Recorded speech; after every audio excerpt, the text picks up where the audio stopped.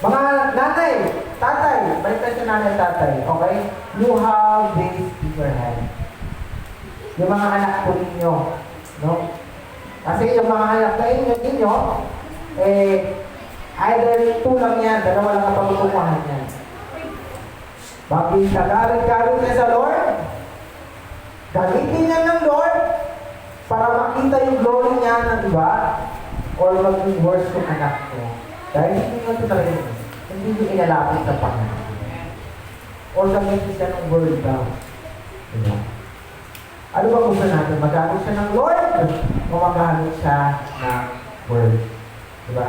Kaya nga mga nanay at tatay, inaalalahan mo tayo na tayo ay mayroong anak para magamit ni Lord, para mas spread yung word niya, para ano? Para mas masin yung glory niya, yung power niya sa pamamagitan ng mga ng inyong anak na ibinigay sa inyo ng Diyos.